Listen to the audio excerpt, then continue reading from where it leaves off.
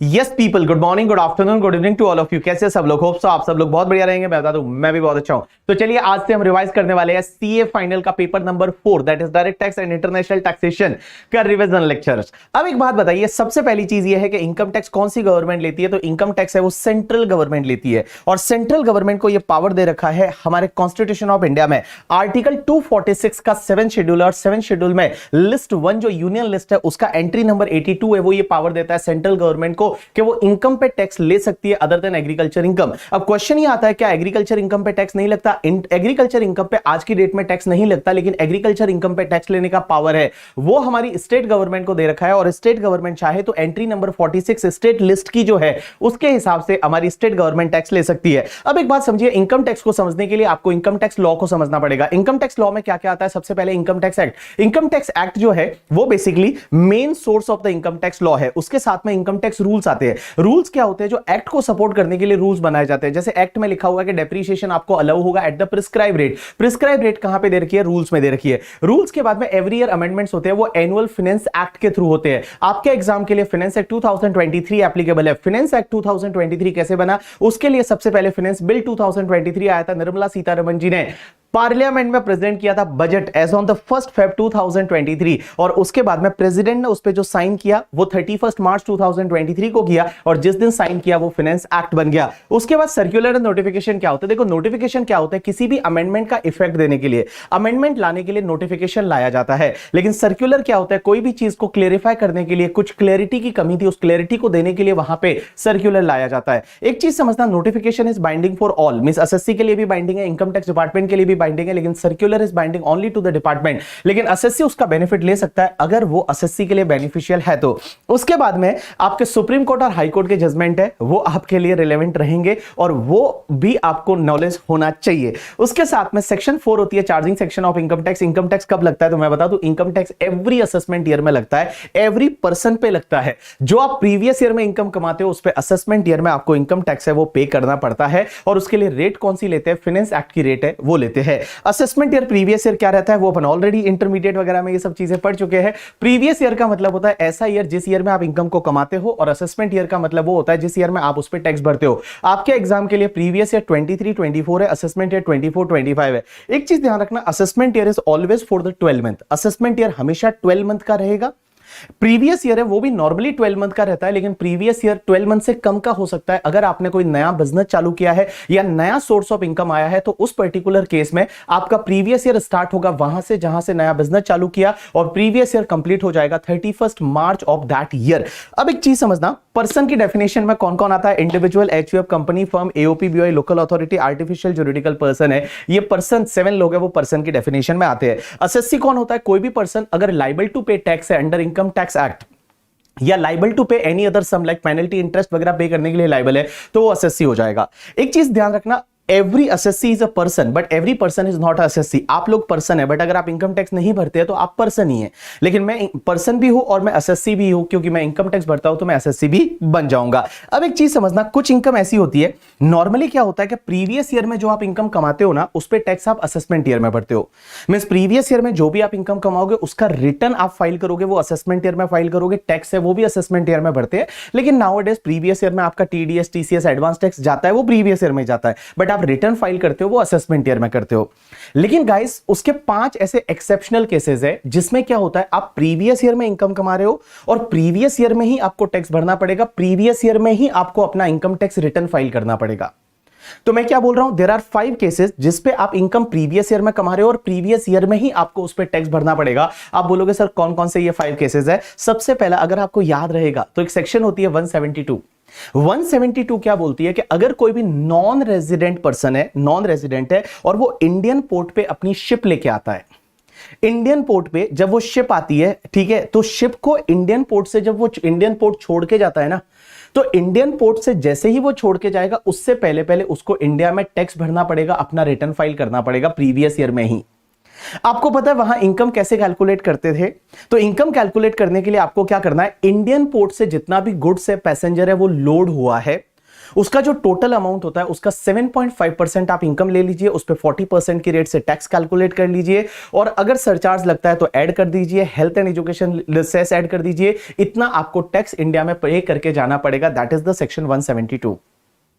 तो ये 172 एक मैंडेटरी सेक्शन है कि अगर नॉन रेजिडेंट कोई है, वो नॉन रेजिडेंट इंडिया में शिप लेके आता है और इंडियन पोर्ट से जैसे ही वो शिप जाने वाली होती है प्रीवियस ईयर में, उसी टाइम उसको रिटर्न फाइल करना पड़ता है, टैक्स पे करना पड़ता है। एक सेक्शन होती है 174। 174 क्या बोलती है कि अगर कोई पर्सन का इंटेंशन ऐसा है जो प्रीवियस ईयर में इंडिया को छोड़ के जाने वाला है और उसका वापस आने का कोई इंटेंशन नहीं है, लाइक विजय माल्या, जैसे मान लो इंडिया से कोई जाने वाला है और वापस आने का कोई इंटेंशन लग नहीं रहा, तो असेसिंग ऑफिसर के पास ये पावर है कि असेसिंग ऑफिसर उसको बोलेगा ये इधर रुक करके और इसी साल में अपना जो टैक्स है वो पे करके जा, अभी आपको रिटर्न फाइल करना पड़ेगा। एक सेक्शन होती है 174A, वो ये बोलती है कि अगर आपने कोई एओपी बीओआई है, आर्टिफिशियल जुरिडिकल पर्सन है, वो आपने फॉर्म किया था किसी स्पेसिफिक इवेंट के लिए या ओकेजन के लिए, और वो इवेंट या ओकेजन आपका कंप्लीट हो गया, तो उस पर्टिकुलर केस में प्रीवियस ईयर में ही एओ आपको बोल सकता है रिटर्न फाइल करने के लिए। जैसे फॉर एन एग्जांपल मान लो डांडिया का सीजन है और डांडिया के सीजन के लिए आपने क्या किया, एक एओपी फॉर्म किया, एओपी बनाया और आप लोगों ने वहां से कुछ इनकम कमाया, डांडिया के बाद में आपने एओपी को है वो वहां पे बंद कर दिया, तो एओपी खत्म कर दिया, तो उस पर्टिकुलर केस में क्या होगा कि एओ जो है वो आपको प्रीवियस ईयर में ही बोलेगा अपना रिटर्न फाइल करना है। एक सेक्शन होती है 175। 175 क्या बोलती है कि अगर एओ को ऐसा लगता है कि कोई भी पर्सन इंडिया छोड़ के कोई भी पर्सन जो है वो अपनी असेट को ट्रांसफर करने वाला है प्रीवियस ईयर में, और प्रीवियस ईयर में ट्रांसफर करने वाला है जिससे कि वो टैक्स ना भरे। फॉर एन एग्जांपल, मैं एक एग्जांपल लेता हूं कि कोई पर्सन है, जब उसको लग रहा है कि वो इंसॉल्वेंट होने वाला है, अगर वो लग रहा है कि उसको इंसॉल्वेंट होने वाला है, तो वो क्या करेगा, इंसॉल्वेंट होने से पहले पहले अपनी कुछ जो असेट है वो अपनी किसी रिलेटिव या नॉन रिलेटिव को वगैरह ट्रांसफर कर देगा और उसके बाद वो इंसॉल्वेंट हो जाएगा। तो उस पर्टिकुलर केस में यहां पे एओ के पास पावर है कि वो उसको बोलेगा कि प्रीवियस ईयर में आप अपना रिटर्न फाइल कर दो। एक सेक्शन होती है 176, दैट इज डिसकंटिन्यूड बिजनेस के रिलेटेड। ये सेक्शन ये बोलती है कि अगर मान लो आपका पहले से कोई बिजनेस चला आ रहा है लेकिन प्रीवियस ईयर में आपने क्या किया, इस साल में वो बिजनेस बंद हो गया, तो बिजनेस अगर आपका डिसकंटिन्यू हो गया तो उस पर्टिकुलर केस में एओ के पास पावर है, एओ आपको बोल सकता है कि उसका रिटर्न आपको प्रीवियस ईयर की इनकम पे प्रीवियस ईयर में ही आपको रिटर्न फाइल करना है, प्रीवियस ईयर में ही आपको टैक्स पे करना है। तो गाइज यहां पे मैंने आपको 5 केसेस बताए जिसमें क्या होता है, आपकी जो इनकम प्रीवियस ईयर की है, प्रीवियस ईयर में ही उस पर टैक्स लग जाता है, प्रीवियस ईयर में ही आपको उस पर रिटर्न फाइल करना पड़ता है। एक चीज को आप नोटिस करना, जो सेक्शन 172 जो फर्स्ट वाला सेक्शन है ना, वो सेक्शन तो मैंडेटरी है, लेकिन बाकी वाली जो सेक्शन है, ये 4 सेक्शन, इसमें अगर असेसिंग ऑफिसर को ऐसा लगता है तो ही असेसिंग ऑफिसर ऐसा बोलेगा, तो ही आपको ऐसा करना रहेगा। बट वो पहली वाली नॉन रेजिडेंट का जो शिपिंग बिजनेस है वो सेक्शन आपकी मैंडेटरी सेक्शन है। उसके बाद हम चालू करते हैं टैक्स रेट। एक चीज समझना, टैक्स रेट 2 तरह की होती है, one is the general tax rate and one is the special tax rate. General tax rate किसको बोलते हैं, जैसे जो स्लैब रेट वाली टैक्स रेट है वो जनरल टैक्स रेट है। स्पेशल टैक्स रेट किसको बोलते हैं, जैसे आपने सुना होगा कि long term capital gain 112A वाला शेयर मार्केट वाला, उस पे 10% से टैक्स लगता है in excess of the 1 lakh. Short term capital gain 111A वाले पे 15% टैक्स लगता है। लॉन्ग टर्म कैपिटल गेन जो अदर वाला है उस पे 20% टैक्स लगता है। विनिंग का इनकम है उस पे आपका 30% टैक्स लगता है। तो ये जो टैक्स रेट है ना, वो सब स्पेशल टैक्स रेट है, और ये जो स्लैब रेट्स है ये जनरल टैक्स रेट है। एक बात बताओ, ये कहां दे रखी है, तो मैं आपको बताऊं, स्पेशल टैक्स रेट होती है ना, जैसे एलटीसीजी 10%, 20%, एसटीसीजी 15%, विनिंग का 30%, ये स्पेशल टैक्स रेट है। स्पेशल टैक्स रेट आपके इनकम टैक्स एक्ट 1961 में दे रखी है। बट ये जनरल टैक्स रेट है ना, ये जनरल टैक्स रेट आपके फाइनेंस एक्ट में दे रखी है। तो फाइनेंस एक्ट 2023 में आपकी ये जनरल टैक्स रेट दे रखी है। तो पहले अपन डिस्कस करेंगे जनरल टैक्स रेट, उसके बाद हम डिस्कस करेंगे स्पेशल टैक्स रेट। तो चलिए स्टार्ट करते हैं general tax rate. General tax rate क्या है आपके एग्जाम के लिए, असेसमेंट या 24-25 के लिए। सबसे पहले मैं बात करूं individual HUF AOP BOI artificial juridical person. Individual HUF AOP BOI artificial juridical person, भले वो रेजिडेंट है या नॉन रेजिडेंट है, उनके लिए स्लैब रेट का बेनिफिट मिलेगा और 2,50,000 इज बेसिक एग्जेम्पशन। 2,50,000 तक कोई भी टैक्स नहीं लगेगा। 250 से लेके 5 lakh 5%, 5 lakh to 10 lakh 20%, more than 10 lakh 30%। अब एक चीज समझना, ये भले रेजिडेंट है या नॉन रेजिडेंट है, individual HUF AOP BOI artificial juridical person, ये वाली स्लैब रेट लगेगी। लेकिन एक चीज ध्यान रखना, अगर कोई सीनियर सिटीजन है, सीनियर सिटीजन का मतलब होता है कि कोई रेजिडेंट इंडिविजुअल है जिसका एज 60 ईयर्स और मोर हो गया है in your previous year, but less than 80 years है। मैंने क्या बोला? सीनियर सिटीजन का मतलब होता है कोई भी ऐसा रेजिडेंट इंडिविजुअल है। पहली चीज तो वो इंडिविजुअल होना चाहिए, और दूसरी चीज वो रेजिडेंट होना चाहिए, और तीसरी चीज उसकी एज 60 इयर्स या उससे ज्यादा हो गई है इन द प्रीवियस ईयर। एंड आपके एग्जाम के लिए प्रीवियस ईयर होता है प्रीवियस ईयर 23-24 में उसकी एज 60 इयर्स या उससे ज्यादा हो गई हो। एक बात समझना, यहां पे वर्ड यूज हुआ है रेजिडेंट, तो एक चीज ध्यान रखना, आप लोग अगर कोई भी पर्सन है वो नॉन रेजिडेंट है और उसका एज 72 इयर्स है, तो भी वो सीनियर सिटीजन नहीं है। बिकॉज सीनियर सिटीजन होने के लिए person should be the resident individual age 60 years और more in the previous year. तो उसके लिए बेसिक एग्जामिशन कितना रहेगा? 3 lakh is a basic exemption. 3 lakh to 5 lakh, 5%, 5 lakh to 10 lakh, 20% more than 10 lakh, 30%। लेकिन इसमें एक चीज ध्यान रखना, मैं आपको क्या बोल रहा हूं कि कोई भी ऐसा रेजिडेंट इंडिविजुअल है जिसका एज 60 इयर्स और मोर हो गया है इन द प्रीवियस ईयर 23-24, तो वो सीनियर सिटीजन है। लेकिन एक चीज ध्यान रखना, अगर कोई पर्सन अपना 60th बर्थडे सेलिब्रेट कर रहा है और वो 60th बर्थडे सेलिब्रेट कर रहा है 1 अप्रैल 2024 को, मींस अपने प्रीवियस ईयर के बाद में 1 अप्रैल 2024 को अपना 60th बर्थडे सेलिब्रेट कर रहा है, तो भी यह मान लिया जाएगा कि that person has completed his age of 60 years on 31 March 2024। And इस ईयर में प्रीवियस ईयर 23-24 में वो हायर बेसिक एग्जामिशन 3 लाख का बेनिफिट ले सकता है। तो मैंने क्या बोला कि अगर कोई इंडिविजुअल अपना 60th बर्थडे सेलिब्रेट कर रहा है एज ऑन द 1 अप्रैल 2024, तो भी यह माना जाएगा कि he has completed the age of the 60 years on 31 March 2024 and previous year 23-24 की इनकम के लिए वो हायर बेसिक एग्जामिशन 3 लाख का बेनिफिट ले सकता है। अब एक चीज समझना, अगर कोई सुपर सीनियर सिटीजन है, सुपर सीनियर सिटीजन का मतलब होता है कि resident individual attain the age of the 80 years or more in the previous year, उसके लिए 5 लाख का बेसिक एग्जामिशन है। 5 लाख तक कोई भी टैक्स नहीं लगेगा। 5 lakh to 10 lakh 20%, more than 10 lakh 30%। Means यहां पे 20% एंड 30% का स्लैब रेट है, यहां पे 5% वाला स्लैब रेट नहीं है। एक और चीज समझना, इसमें भी सेम फंडा लगेगा कि कोई भी ऐसा इंडिविजुअल है जो अपना 80th बर्थडे 80 वाला जो बर्थडे होता है 80 वाला, वो सेलिब्रेट कर रहा है 1 अप्रैल 2024 को, तो भी ये मान लिया जाएगा कि उसने 31 मार्च 2024 को 80 इयर्स का एज कंप्लीट कर दिया है और करंट ईयर में उसको हायर बेसिक एग्जामिशन 5 लाख का बेनिफिट है वो मिल जाएगा। चलिए, ये तो हो गई आपकी जनरल टैक्स रेट। अब एक बात समझना, यहां individual HUF AOP BOI artificial juridical person के केस में ये आपकी टैक्स रेट हो गई, बट क्वेश्चन ये आता है क्या सरचार्ज भी लगेगा या नहीं? Answer is yes. सरचार्ज क्या होता है कि जब आप ज्यादा इनकम कमाते हो तो आपको ज्यादा टैक्स भरना पड़ता है, that is called surcharge. Surcharge depend करेगा आपकी टोटल इनकम पे कि आपकी टोटल इनकम जो है वो टोटल इनकम कितनी है।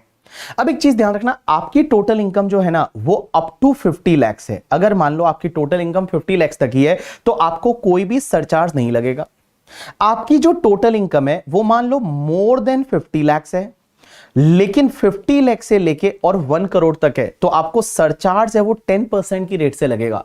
लेकिन ये 10% किस पे ऐड करना है? टैक्स पे ऐड करना है। जो भी आपका टैक्स आएगा उस टैक्स में आप 10% ऐड कर लीजिए। अगर आपकी टोटल इनकम 50 लाख से ज्यादा है, अप टू 1 करोड़ है। If your total income is more than 1 crore up to 2 crore है, तो आपको सरचार्ज ऐड करना है 15%। If your total income is more than 2 crore up to 5 crore है, तो आपको सरचार्ज ऐड करना है 25%। And if your total income is more than 5 crore तो आपको सरचार्ज ऐड करना है 37%। तो मैंने क्या बोला, समझने की कोशिश करना। सरचार्ज डिपेंड करेगा आपके टोटल इनकम पे कि आपकी टोटल इनकम कितनी है। If your total income is up to 50 lakh rupees, there is no surcharge. If your total income is more than 50 lakh up to 1 crore, 10% surcharge add करिए टैक्स पे। If your total income is more than 1 crore up to 2 crore तो 15% surcharge add करिए। If your total income is more than 2 crore up to 5 crore तो 25% surcharge add करिए। And if your total income is more than 5 crore तो आपको 37% की rate से surcharge add करना है। सरचार्ज किस पे लगेगा मैं वापस बोल रहा हूं, पहले आप टैक्स कैलकुलेट कर दीजिए और उस टैक्स पे आपको ये सरचार्ज जो है अगर एप्लीकेबल है तो आप सरचार्ज है वो उस पे ऐड करेंगे। लेकिन यहां पे एक चीज ध्यान रखना, लॉ मेकर्स बोलते हैं कि ये जो 4 तरह की इनकम ऐसी होती है, 4 टाइप ऑफ इनकम, कौन कौन सी? एक तो LTCG 112A वाला, LTCG 112A is basically share market पे लॉन्ग टर्म कैपिटल गेन। एक तुम्हारा होता है STCG 111A वाला, STCG 111A वाला शेयर मार्केट पे शॉर्ट टर्म कैपिटल गेन। एक तुम्हारा डिविडेंड का इनकम, बिकॉज शेयर पे आपको डिविडेंड मिलता है, एंड एक तुम्हारा नॉर्मल वाला लॉन्ग टर्म कैपिटल गेन 112 वाला। ये बेटा 4 तरह की इनकम ऐसी है जो स्पेशल इनकम मानी जाती है। ये स्पेशल इनकम जो है ना, ये कितनी भी हो, इन स्पेशल इनकम पे आपको मैक्सिमम सरचार्ज है वो 15% लगेगा। मींस इन इनकम पे जो टैक्स आएगा उस पे मैक्सिमम सरचार्ज आपका 15% लगेगा। मींस 25% एंड 37% सरचार्ज नहीं लगेगा इन इनकम के टैक्स पे। वापस बोल रहा हूं, समझने की कोशिश करना। जो भी तुम्हारा long term capital gain 112A है, short term capital gain 111A वाला है, एंड डिविडेंड है, इन तीनों को आप शेयर मार्केट से याद रख सकते हो कि शेयर मार्केट वाला long term capital gain, share market वाला short term capital gain, and share market से डिविडेंड मिलता है वो। एंड अगर आपका लॉन्ग टर्म कैपिटल गेन 112 है, मींस नॉर्मल वाला कोई भी लॉन्ग टर्म कैपिटल गेन है, तो इन पे बेटा जो टैक्स आता है ना, उस पे मैक्सिमम सरचार्ज 15% आएगा। इसका मतलब ये हुआ कि ये जो 25% एंड 37% वाला सरचार्ज है, ये स्पेशल इनकम के टैक्स पे नहीं लगेगा। मींस ये स्पेशल इनकम पे आपका कितना भी इनकम हो, जैसे फॉर एन एग्जांपल मेरे को डिविडेंड मिला 10 करोड़ का, तो भी मेरे को मैक्सिमम सरचार्ज जो रहेगा ना, वो ओनली 15% रहेगा। या मुझे मान लो 50 करोड़ का अगर short term capital gain 111A वाला हो गया, तो भी उस पे जो टैक्स आएगा उस पे मैक्सिमम सरचार्ज है वो 15% ही रहेगा, 25% एंड 37% सरचार्ज नहीं रहेगा। अब एक चीज समझना, यहां पे एक इंटरेस्टिंग केस आता है, और यहां पे जो मैंने बहुत अच्छे से समझा रखा है, आपका ध्यान इधर होना चाहिए। देखिए, अब आपको क्या करने का, जब भी आपको दिखता है individual HUF AOP BOI artificial juridical person, अगर उसका टोटल इनकम है वो अप टू 50 लाख है, तो आपको कोई सरचार्ज ऐड करने की जरूरत नहीं है। उसके बाद में अगर टोटल इनकम 50 लाख से लेके 1 करोड़ है, तो आप टैक्स पे 10% सरचार्ज ऐड कर दीजिए। टोटल इनकम 1 करोड़ से ज्यादा अप टू 2 करोड़ तक है, तो आप 15% सरचार्ज ऐड कर दीजिए। एक चीज ध्यान रखना, अब अगर आपकी टोटल इनकम 2 करोड़ से ज्यादा है, मींस टोटल इनकम है वो 2 करोड़ से ज्यादा है, total income means net taxable income after claiming all deduction and all, total income. Total income अगर आपकी 2 करोड़ से भी ज्यादा है, it is more than 2 crore, and उसमें dividend capital gain means special income भी उसमें है। देखो, आपकी टोटल इनकम 2 करोड़ से ज्यादा है और उसमें स्पेशल इनकम भी है, तो एक काम करो, जो भी स्पेशल इनकम पे टैक्स आएगा वो स्पेशल इनकम पे टैक्स पे सरचार्ज कितना लोगे, 15%। अब आपको यह देखना है कि रिमेनिंग इनकम जो है वो कितना है। देखो, total income was more than 2 crore, तो आपने क्या किया, जो स्पेशल इनकम पे टैक्स आया उस टैक्स पे आपने सरचार्ज लिया 15%। अब आपको यह देखना है कि रिमेनिंग इनकम, बाकी वाला इनकम कितना है। अगर remaining income is up to 2 crore, means remaining income है वो लेस देन 2 करोड़ है, अप टू 2 करोड़ है, मींस 2 करोड़ से ज्यादा नहीं है, तो रिमेनिंग इनकम पे जो भी टैक्स आएगा उस पे भी सरचार्ज आप 15% ले लीजिए। लेकिन अगर रिमेनिंग इनकम है वो remaining income is more than 2 crore up to 5 crore, remaining income is more than 2 crore up to 5 crore, तो रिमेनिंग इनकम पे जो भी टैक्स आएगा उस पे सरचार्ज आप 25% की रेट से ले लीजिए। And if remaining income is more than 5 crore, तो आप एक काम करिए, रिमेनिंग इनकम पे जो टैक्स आएगा उस पे सरचार्ज आप 37% की रेट से ले लीजिए। तो आपको समझा कि नहीं समझा, मैं वापस बता रहा हूं। देखिए, आपको क्या करने का, सबसे पहले किसी भी individual HUF AOP BOI artificial juridical person के केस में आपको देखना है कि उसका टोटल इनकम कितना है। Total income is up to 50 lakh, there is no need to add the surcharge. If total income is more than 50 lakh up to 1 crore, you have to add the surcharge of 10% on the taxes. If total income more than 1 crore up to 2 crore, just add the surcharge of the 15% on taxes. Now, if total income is more than 2 crore, तो क्या करना? If total income is more than 2 crore and उसमें अगर आपका special income है LTCG 112, LTCG 112A, STCG 111A and dividend, वो income है, तो आप एक काम करिए, वो स्पेशल इनकम पे जो टैक्स आता है उस पे सरचार्ज ले लीजिए आप 15%, क्योंकि उस पे मैक्सिमम सरचार्ज 15% ही लग सकता है। अब आपको देखना रिमेनिंग इनकम कितना है। If remaining income is up to 2 crore तो उस पे जो टैक्स आता है उस पे सरचार्ज लीजिए 15%। But remaining income is more than 2 crore up to 5 crore तो उस पे जो टैक्स आता है उस पे सरचार्ज ले लीजिए 25%। And remaining income is more than 5 crore तो उस पे जो टैक्स आता है उस पे सरचार्ज ले लीजिए 37%। यू गॉट माई पॉइंट और नॉट? यस, यहां पे मैंने एग्जांपल्स दे रखे बहुत सारे, आप देखोगे तो आपको समझ में आएगा और अच्छे से। चलिए अब अपन बात करते हैं सर कंपनी के लिए टैक्स रेट क्या है। तो कंपनी में दो तरह की company, one is the domestic company, one is the foreign company. सबसे पहले हम बात करते हैं डोमेस्टिक कंपनी की। तो डोमेस्टिक कंपनी के लिए आपकी जो जनरल टैक्स रेट है वो आपकी 30% है। डोमेस्टिक कंपनी के लिए टैक्स 30% की रेट से लगेगा, लेकिन अगर डोमेस्टिक कंपनी का प्रीवियस ईयर 21-22 का जो टर्नओवर है वो अप टू 400 करोड़ है, मींस 400 करोड़ से ज्यादा नहीं है। कौन सा ईयर का टर्नओवर? प्रीवियस ईयर 21-22 का टर्नओवर। तो उस पर्टिकुलर केस में डोमेस्टिक कंपनी के लिए टैक्स रेट है वो 25% हो जाएगी। तो मैंने क्या बोला? डोमेस्टिक कंपनी के लिए general tax rate is 30%, but domestic company का टर्नओवर प्रीवियस ईयर 21-22 का इज अप टू 400 करोड़ तो डोमेस्टिक कंपनी के लिए टैक्स रेट है वो 25% हो जाएगी। एक बात समझना, आपको टर्नओवर कौन से ईयर का देखना है? 21-22 प्रीवियस ईयर का। आप टैक्स कैलकुलेट कर रहे हैं प्रीवियस ईयर 23-24 की इनकम पे, बट आपको टर्नओवर 21-22 का देखना है। And 21-22 turnover is up to 400 crore तो टैक्स रेट है वो आपकी 25% हो जाएगी। इसका लॉजिक मैं आपको regular class, fast track classes में ऑलरेडी बता चुका हूं। अब एक बात समझना, फॉरेन कंपनी जो होती है उसके लिए टैक्स रेट है वो 40% है। लेकिन सर एक बात बताइए, क्या कंपनीज के लिए भी सरचार्ज लगता है? Answer is yes. कंपनीज के केस में सरचार्ज लगेगा अगर आपका टोटल इनकम है वो 1 करोड़ से ज्यादा है। If your total income is more than 1 crore तो लगेगा। अब यहां पे total income more than 1 crore है, अप टू 10 करोड़ है, तो डोमेस्टिक कंपनी के लिए सरचार्ज लगेगा 7%।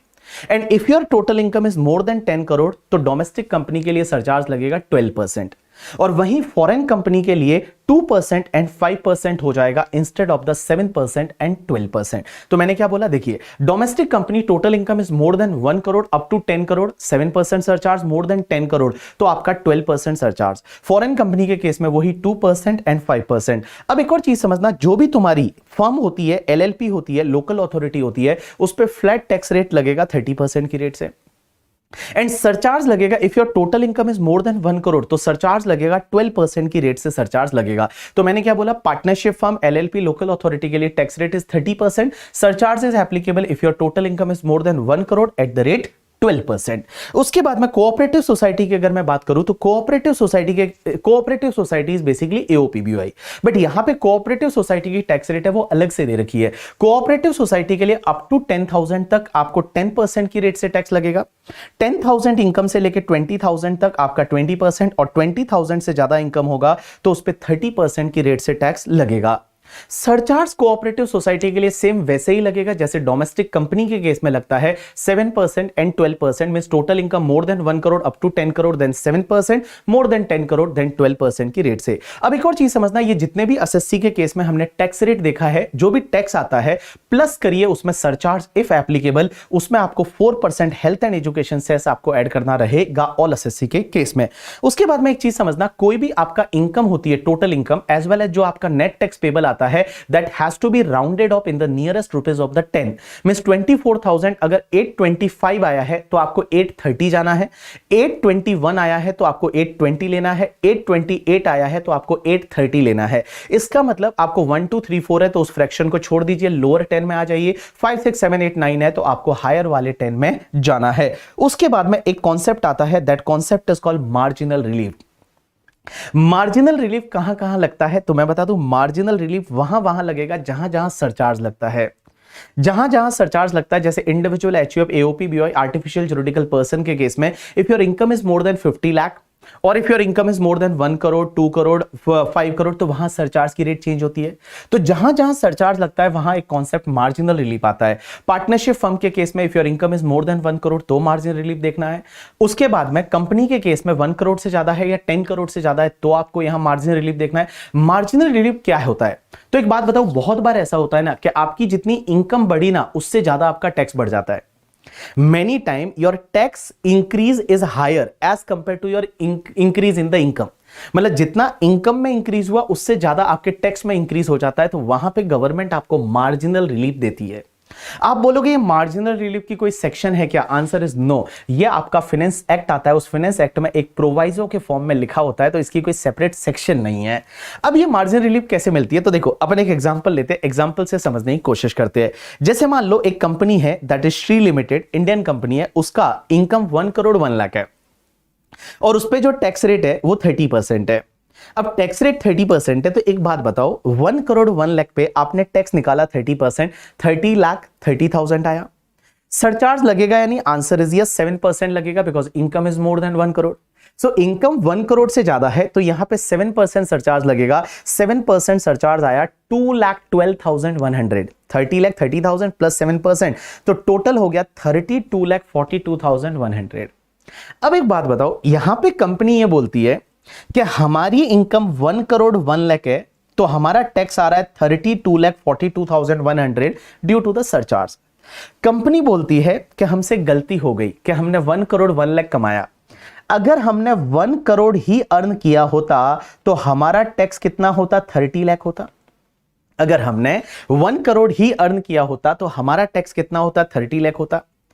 हमने गलती कर दी कि 1 लाख ज्यादा अर्न कर लिया। अगर जो 1 लाख हमने ज्यादा अर्न किया है ना, वो आप ही रख लो, निर्मला सीतारमण जी, मोदी जी आप ही रख लो। अगर वो आप ही ले लेते हो 1 लाख रुपए, हमको नहीं चाहिए, तो भी 31 लाख होता है ना, और आप यहां पे 32,42,100 ले रहे हैं, ये तो गलत है ना। बिकॉज आप देखोगे कि यहां पे 1 करोड़ से ऊपर आपके इनकम में इंक्रीमेंट कितना हुआ, तो इनकम में इंक्रीमेंट हुआ वो 1 लाख का हुआ, एंड गाइस उसकी वजह से आपके टैक्स में इंक्रीमेंट कितना हुआ? 2,42,100 का हुआ। Means income is increased by only 1 lakh, but due to surcharge, tax is increased by 2,42,100. Nirmala Sitharaman जी बोलती है डोंट वरी अबाउट दैट, इसका जो डिफरेंस आएगा मींस 1,42,100 का, हम आपको मार्जिनल रिलीफ दे देंगे और हम आपसे सिर्फ 31 लाख का टैक्स है वो कलेक्ट करेंगे, ना कि 32,42,100। अब आपको एग्जाम में क्या करना है ध्यान रखना। सबसे पहले जब भी आपकी income little bit more than individual HUF AOP भी आर्टिफिशियल जुरिडिकल पर्सन के केस में little bit more than 50 lakh है, या little bit more than 1 crore है, 2 करोड़ है, 5 करोड़ है।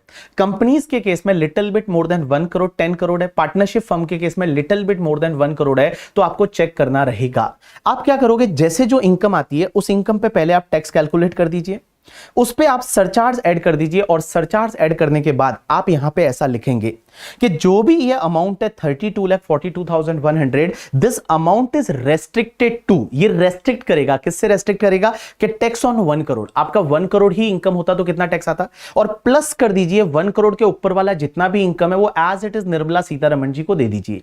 मिस इसमें आपको प्लस करना है एनटीआई माइनस 1 करोड़, तो यहां पे 1 लाख आया, ये 31 लाख आया। अब एक बात बताओ, मैं बोल रहा हूं 32,42,100 है, ये रेस्ट्रिक्ट करेगा 31 लाख से, इसका मतलब विच एवर इज लोअर वाला कंटिन्यू कर दीजिए, और विच एवर इज लोअर वाला कंटिन्यू करेंगे तो ऑटोमेटिकली आपको मार्जिनल रिलीफ का अमाउंट मिल जाएगा, और उसके बाद में आप हेल्थ एंड एजुकेशन सेस है वो आप ऐड कर दीजिए। अब क्वेश्चन ये आता है क्या मार्जिनल रिलीफ सिर्फ कंपनीज के केस में आएगा? नहीं बाबू, मार्जिनल रिलीफ है वो हर जगह लगेगा जहां जहां सरचार्ज लगता है और income is little bit more than 50 lakh है, जैसे individual HUF AOP BY artificial juridical person के केस में, या little bit more than 1 crore है, क्योंकि 1 करोड़ पे क्या होता है, सरचार्ज की रेट चेंज हो जाती है ना, 10% से 15 हो जाती है, या little bit more than 2 crore है तो वहां 25% हो जाती है, little bit more than 5 crore है तो 37% हो जाती है, या कंपनीज के केस में little bit more than 1 crore है तो वहां पे सरचार्ज लगता है 7%, 10 करोड़ से ज्यादा है तो वहां पे क्या हो जाता है, आपका रेट है वो चेंज हो जाती है, 12% सरचार्ज की रेट हो जाती है, तो वहां पे आपको चेक करना पड़ेगा। जब आप दूसरा एग्जांपल देखेंगे तो दूसरा एग्जांपल में मैंने लिया है कि एक डोमेस्टिक कंपनी ऐसी है जिस पे टैक्स रेट 25% है और उसकी इनकम 10 करोड़ 2,30,000 है। तो देखिए little bit more than 10 crore है ना, तो पहले आप टैक्स निकाल दीजिए, उसमें सरचार्ज कितना होता है 12%, वो आप ऐड कर दीजिए, फिर आप लिखिए this amount is restricted to tax on 10 crore. अगर 10 करोड़ ही इनकम होता तो कितना टैक्स लगता, प्लस क्या करिए, जो 10 करोड़ के ऊपर वाला इनकम है वो एज इट इज गवर्नमेंट को दे दीजिए। तो एनटीआई माइनस 10 करोड़। लेकिन यहां पे एक चीज ध्यान रखना, अगर आप 10 करोड़ पे जब आप टैक्स निकालोगे ना, तो यहां 10 करोड़ पे जो टैक्स आएगा वो 2.5 करोड़ आएगा, बट 10 करोड़ पे सरचार्ज तो लगेगा ना 7%, तो 7% आप सरचार्ज इसमें ऐड कर दीजिए और प्लस 10 करोड़ से ऊपर वाला जितना इनकम है वो as it is Nirmala Sitharaman ji को दे दीजिए। विच एवर इज लोअर है वो कंटिन्यू कर दीजिए, तो ऑटोमेटिकली आपको मार्जिनल रिलीफ का अमाउंट है वो आपको मिल जाएगा। यू गॉट माई पॉइंट और नॉट? यस, यहां पे मैंने सफिशिएंट एग्जांपल दे रखे हैं, मैंने 3 एग्जांपल सॉल्व करके दे रखे हैं, 2 एग्जांपल आपके लिए सॉल्व करने के लिए रखे हैं। अब आप देखोगे तो आपको समझ में आ जाएगा। अब एक चीज समझना, एक सेक्शन होती है 87A की रिबेट, और ये 87A की रिबेट है, इसमें कुछ अमेंडमेंट है 115 BAC के साथ में, वो अपन डिस्कस करेंगे। बट मैं बता दूं 87A की रिबेट क्या बोलती है कि अगर कोई भी रेजिडेंट इंडिविजुअल है, रेजिडेंट इंडिविजुअल, एंड उसका जो टोटल इनकम है वो अप टू 5 लाख है, मींस 5 लाख से ज्यादा नहीं है, तो उस पे टैक्स कितना आएगा? उस पे जो टैक्स आएगा ना, उस टैक्स में से यहां रिबेट मिलेगा। रिबेट कितना मिलेगा? 100% ऑफ द टैक्सेस और 12,500 विच एवर इज लोअर वाला रिबेट मिलेगा। जैसे मैं एक एग्जांपल लेता हूं, कोई एसएससी ऐसा है जिसका टोटल इनकम 4,40,000 है, इंडिविजुअल है, रेजिडेंट इंडिविजुअल है, 4,40,000 है, तो 4,40,000 पे जब आप टैक्स निकालोगे तो अप टू 2,50,000 तक कोई भी टैक्स नहीं आएगा। अब 4,40,000 माइनस 2,50,000 रिमेनिंग इज 1,90,000 पे 5% की रेट से टैक्स आएगा 9,500। आपको रिबेट कितना मिलेगा? जो टैक्स का अमाउंट है दैट इज 9,500 और 12,500 whichever is lower comes to the आपका 9,500, तो 9,500 का पूरा रिबेट मिल जाएगा, उस पर कोई भी टैक्स नहीं लगेगा। इसके लिए हम बोलते हैं कि अगर आपकी इनकम अप टू 5 लाख है ना, तो उस पर कोई भी टैक्स नहीं आता due to this particular rebate. But ये ध्यान रखना, ये रिबेट सिर्फ रेजिडेंट इंडिविजुअल को मिलती है।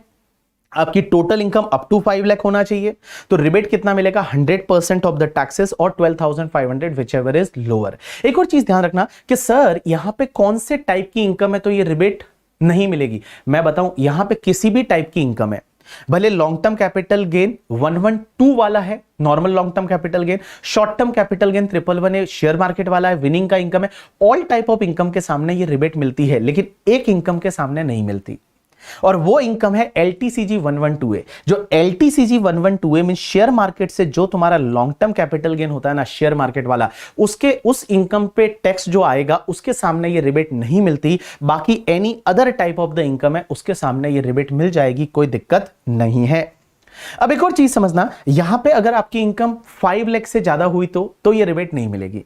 जैसे एग्जांपल के लिए आपकी इनकम 5,07,000 है, तो जब 5,07,000 है तो ये रिबेट नहीं मिलेगा। 5,07,000 पे आप टैक्स कैलकुलेट करिए, 13,900 आया, ये रिबेट नहीं मिलेगा, और आपको health and education cess add करके आपको इतना टैक्स पे करना पड़ेगा। तो देखिए यहां 5 लाख के ऊपर जो आपका इनकम है दैट इज ओनली 7,000, और उसकी वजह से आपका टैक्स कितना आ रहा है? 14,456 आ रहा है। तो क्या यहां पे कोई ऐसा मार्जिनल रिलीफ वाला कॉन्सेप्ट है? Answer is no.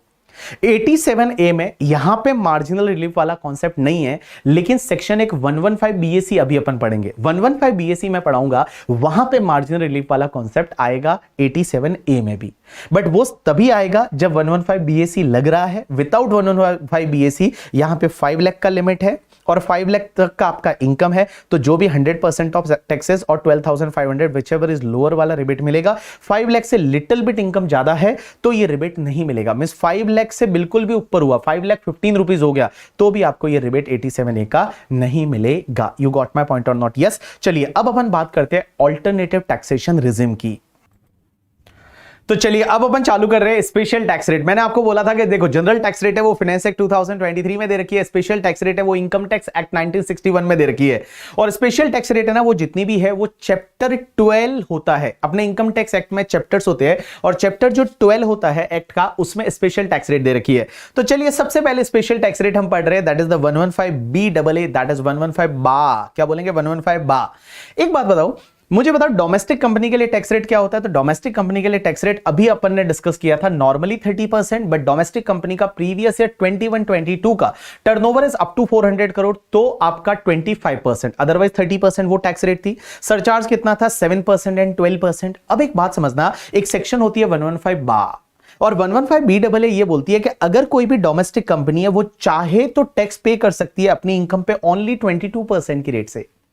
कितना मस्त है ना, मजा आ जाएगा। ओनली 22% की रेट से टैक्स पे कर सकती है। लेकिन एक बात बताओ, ये 22% की रेट से टैक्स पे करना है तो क्या 22% है ये फ्लैट रेट रहेगा? इसमें क्या कोई सरचार्ज जुड़ेगा या नहीं? राइट आंसर इज, एक बात बताऊं, 22% इज टैक्स रेट, इसमें ऑलवेज 10% सरचार्ज जुड़ेगा, ऑलवेज 10% सरचार्ज जुड़ेगा इररेस्पेक्टिव ऑफ द इनकम। अगर उस डोमेस्टिक कंपनी का इनकम ओनली 100 रुपीज है तो भी 10% सरचार्ज जुड़ेगा, एंड उसमें 4% हेल्थ एंड एजुकेशन सेस जुड़ेगा, तो इफेक्टिव टैक्स रेट हो जाएगा 25.168%। तो देखिए, सेक्शन 115 बी डबल ए है, ये कंपनी के लिए ऑप्शनल है कि डोमेस्टिक कंपनी चाहे तो ये सेक्शन ले सकती है, और अगर ये सेक्शन लेती है तो डोमेस्टिक कंपनी को 22% की रेट से टैक्स पे करना पड़ेगा, 10% surcharge and 4% health and education cess, so effective tax rate will be the 25.168%। लेकिन सर एक बात बताइए, what about the special rates of income का टैक्स? जैसे LTCG 112A वाला है, STCG 111A वाला है, LTCG है, विनिंग का इनकम है, उस पे कौन सी रेट से टैक्स लगेगा? तो उस पे टैक्स है वो स्पेशल रेट से ही लगेगा। मींस स्पेशल रेट्स अगर 10% है, 20% है, 15% है, 30% है, उसी से लगेगा, लेकिन उसमें ऑलवेज 10% आपको सरचार्ज ऐड करना है, हेल्थ एंड एजुकेशन सेस 4% आपको ऐड करना है। तो स्पेशल रेट्स की इनकम पे स्पेशल रेट से ही टैक्स लगेगा, बाकी जो भी इनकम रहेगी उस पे 22% की रेट से टैक्स लगेगा, plus 10% surcharge, 4% health and education cess.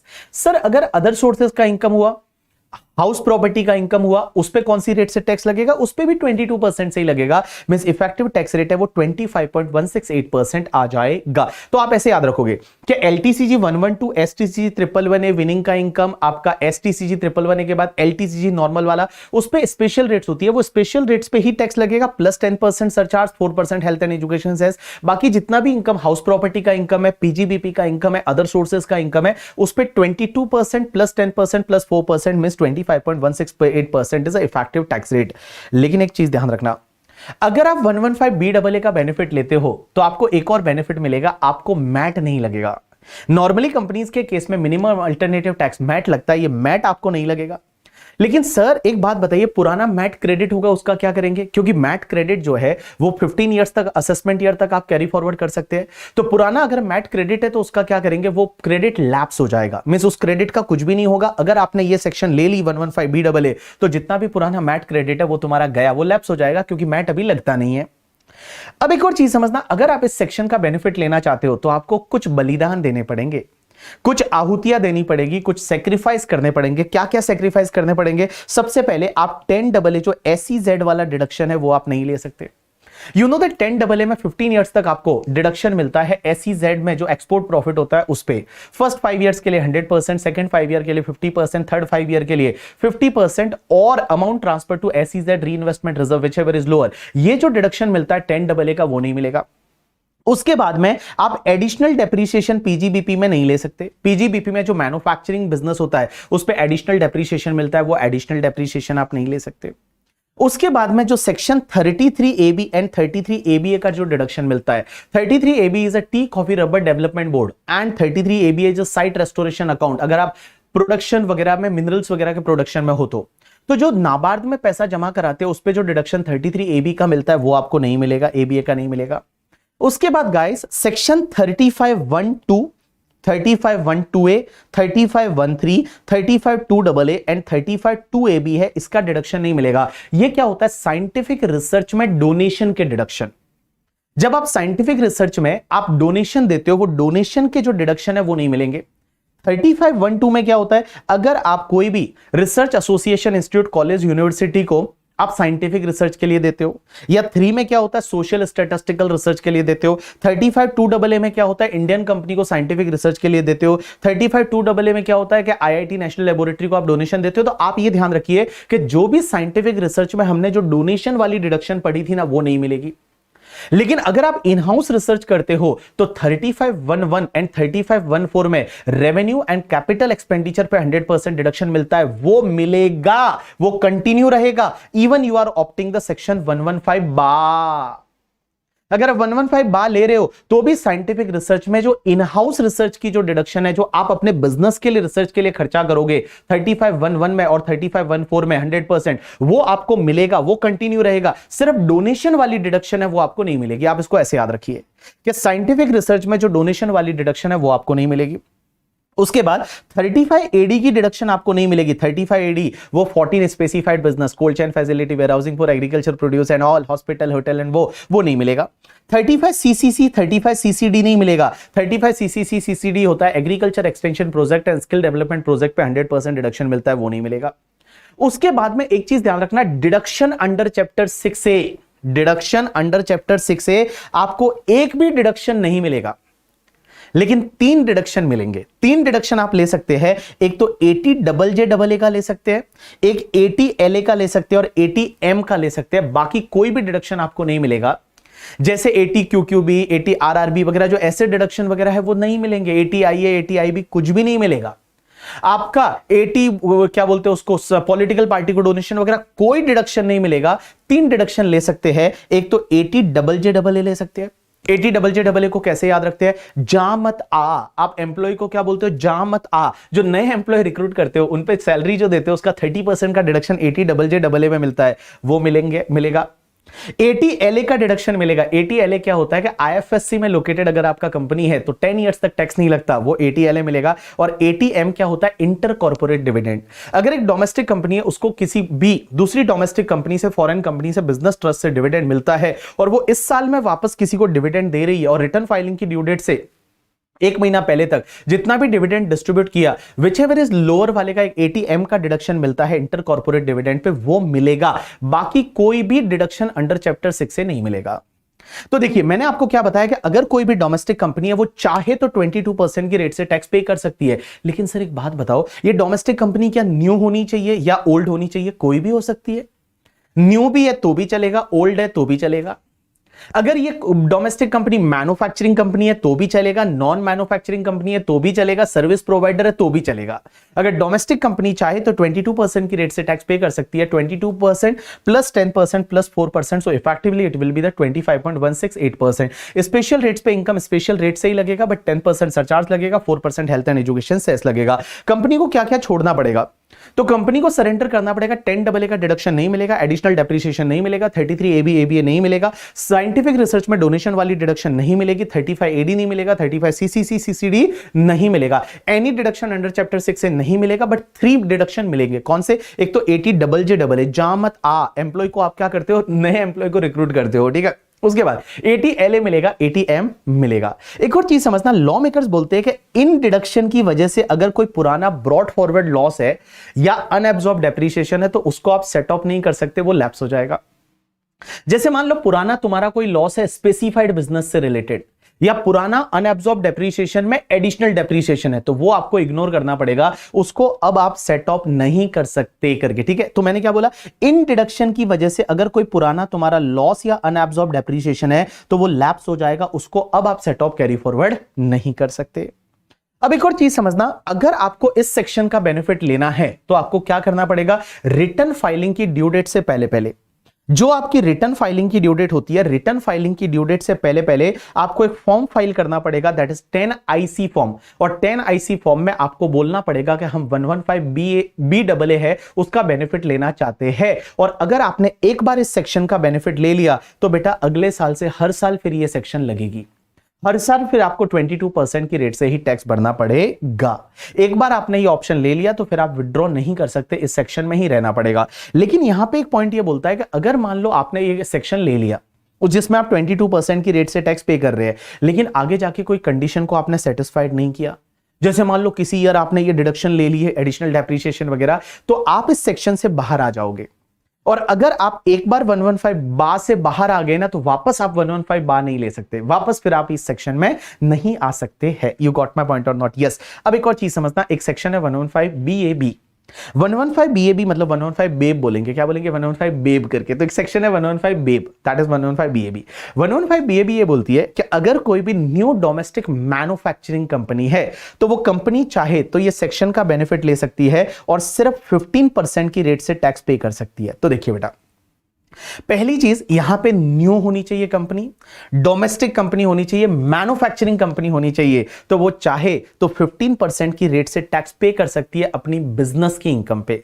तो जो भी बिजनेस की इनकम है उस पे 15% की रेट से टैक्स पे कर सकती है, लेकिन बेटा 15% के साथ में आपको हमेशा 10% सरचार्ज ऐड करना पड़ेगा, 4% health and education cess add करना पड़ेगा। तो इफेक्टिव टैक्स रेट है वो 17.16% आ जाएगा। Means effective tax rate is 17.16%। तो देखिए मैंने क्या बोला, सबसे पहली चीज सेक्शन 115 बीएबी 115 बेब करके जो सेक्शन है वो कब लगेगी? पहली चीज डोमेस्टिक मैन्युफैक्चरिंग कंपनी होनी चाहिए, और वो डोमेस्टिक मैन्युफैक्चरिंग कंपनी रजिस्टर्ड हुई है ऑन और आफ्टर 1 अक्टूबर 2019 से लेके उसके बाद में रजिस्टर्ड हुई है, और उसने मैन्युफैक्चरिंग बिजनेस कमेंस कर लिया है टिल 31 मार्च 2024। तो मैंने क्या बोला, देखो new domestic manufacturing company incorporate and registered हुई है ऑन और आफ्टर 1 अक्टूबर 2019 एंड उसने मैन्युफैक्चरिंग बिजनेस स्टार्ट कर लिया है टिल 31 मार्च 2024। तो उसके पास में ऑप्शन है इस सेक्शन में उसको सिर्फ 15% की रेट से टैक्स पे करना है, बट 15% प्लस आपका 10% सरचार्ज ऑलवेज लगेगा, 4% हेल्थ एंड एजुकेशन सेस है वो ऑलवेज लगेगा। सो 17.16% है वो इफेक्टिव टैक्स रेट हो जाएगा। तो मैं बोलूंगा यहां पे टैक्स रेट 15% है, ठीक है। बट हमेशा ध्यान रखना 10% सरचार्ज ऑलवेज लगेगा, 4% health and education cess always लगेगा इररेस्पेक्टिव ऑफ इनकम। अब एक और चीज समझना सर, ये तो बात हो गई यहां पे मैन्युफैक्चरिंग बिजनेस से रिलेटेड जो इनकम होगा उसका। Sir what about the other head का इनकम? जैसे सर हाउस प्रॉपर्टी का इनकम हुआ, या जैसे इनकम जो हुआ वो अदर सोर्सेज का इनकम हुआ। तो एक चीज ध्यान रखना, अगर आपका हाउस प्रॉपर्टी का इनकम होता है, अदर सोर्सेज का इनकम होता है, तो उस इनकम पे जो टैक्स लगेगा ना वो 15% से नहीं लगेगा, वो 22% से लगेगा। Means 22% is tax rate plus 10% surcharge always, 4% health and education cess always, 25.168%। So house property other sources head का इनकम है उस पर 22% टैक्स रेट लगेगी। लेकिन यहां पे एक एंटिक चीज है जो 115 बा में नहीं थी। यहां पे लॉ मेकर्स बोलते हैं कि जो भी आपका हाउस प्रॉपर्टी का इनकम होगा या अदर सोर्सेज का इनकम होगा वो ग्रॉस इनकम टैक्सेबल होगा।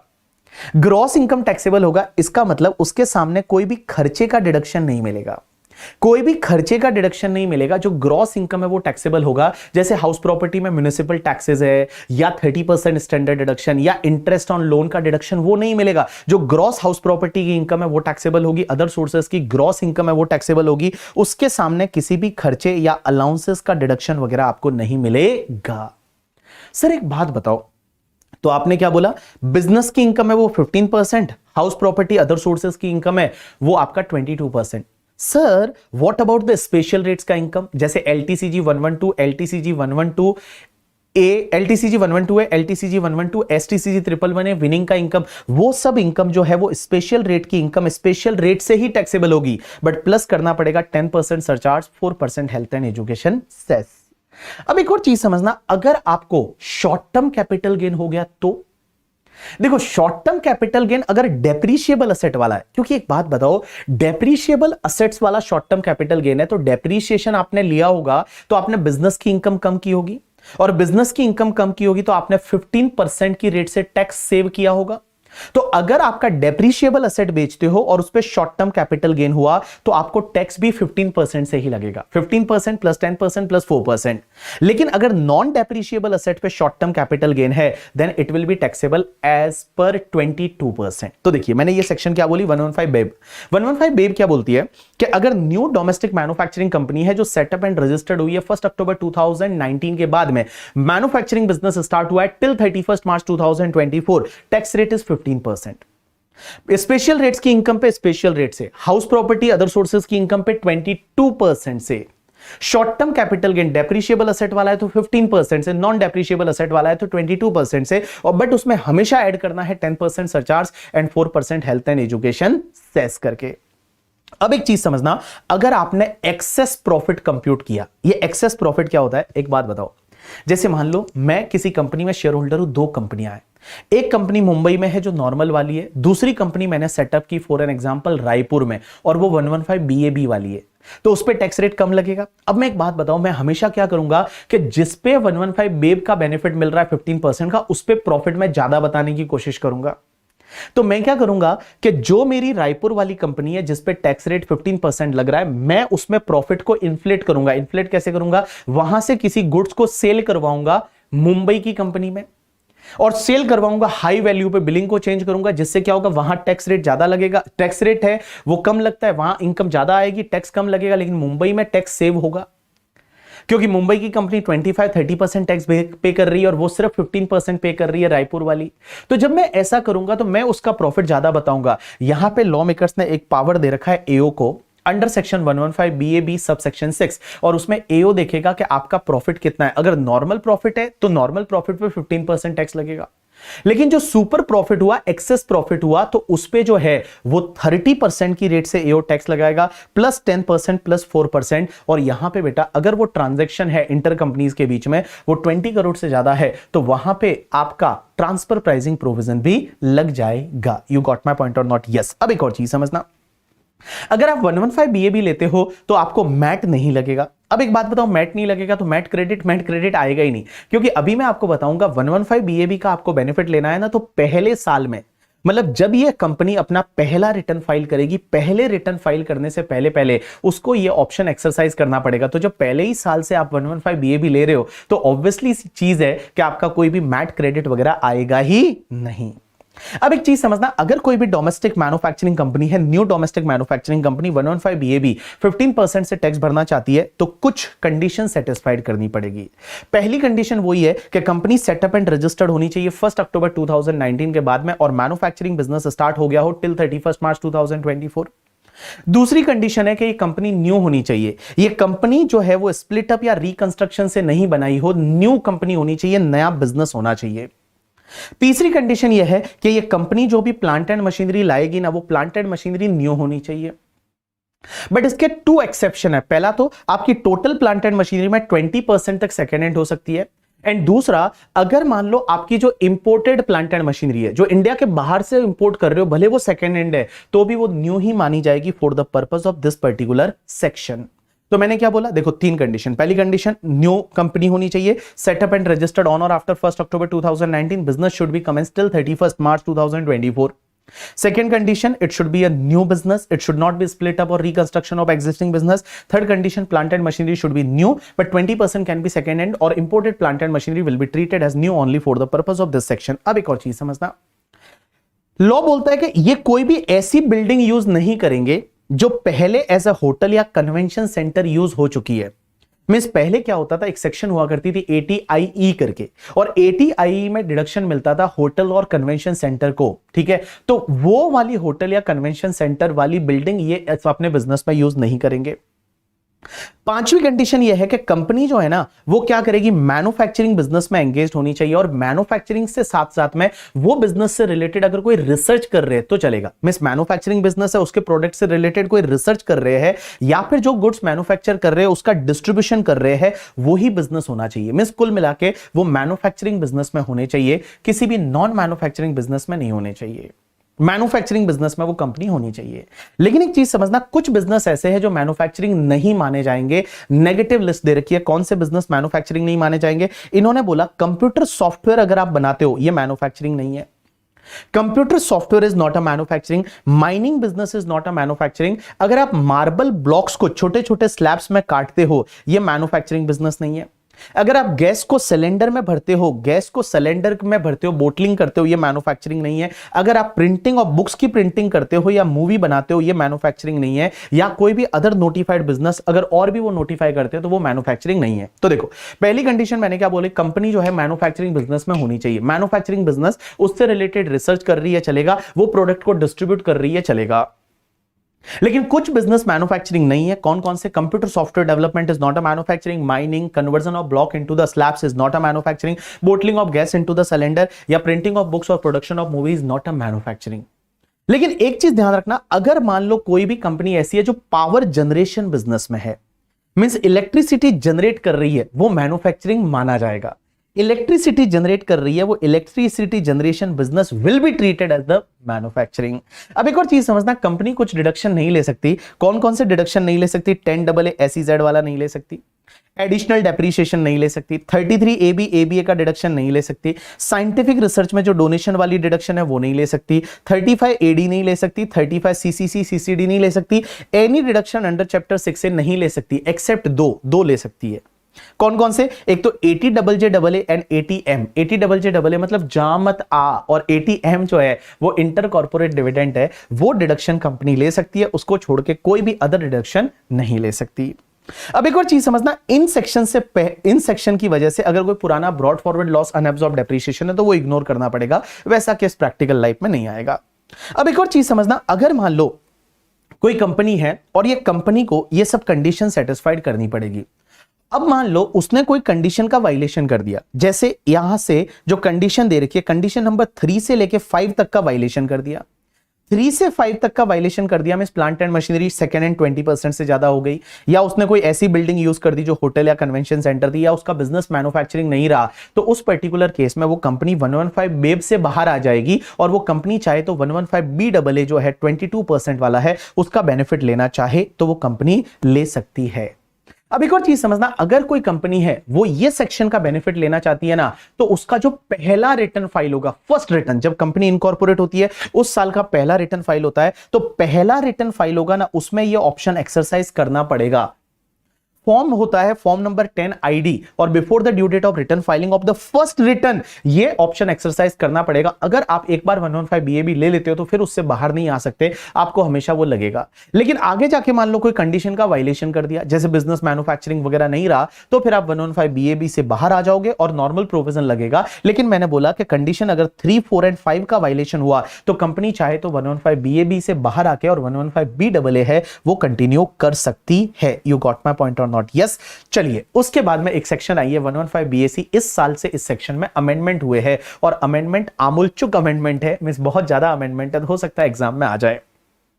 115 BAC करके 115 BAC ये सेक्शन ये बोलती है, देखो individual HUF AOP BOI artificial juridical person के केस में मैंने आपको स्लैब रेट पढ़ाया था पहले, 2,50,000 तक कोई टैक्स नहीं, 2,50,000 to 5 lakh 5%, 5 lakh to 10 lakh 20%, more than 10 lakh 30%, senior citizen के लिए 3 लाख वाला था, सुपर सीनियर सिटीजन के लिए 5 लाख वाला था।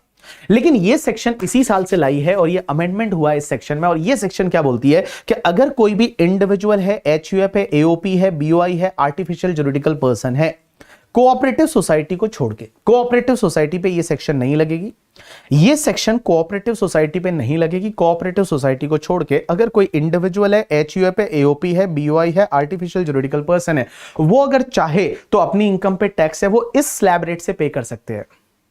और यहां पे स्लैब रेट क्या है? अप टू 3 लाख तक का इनकम है उस पे कोई भी टैक्स नहीं लगेगा, that is basic exemption. 3 lakh से 6 लाख के इनकम पे 5%, 6 lakh to 9 lakh 10%, 9 lakh to 12 lakh 15%, 12 lakh to 15 lakh 20%, and more than 15 lakh 30%।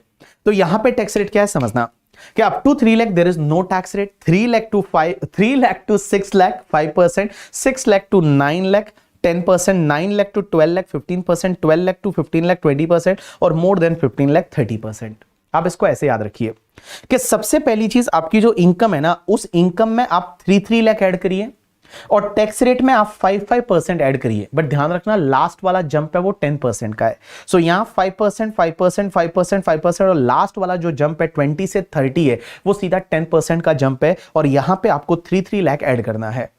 Sir एक बात बताओ, अगर कोई individual HUF AOP BOI artificial juridical person अगर वो नॉन रेजिडेंट है तो भी क्या ये स्लैब रेट का बेनिफिट ले सकते हैं? Answer is yes.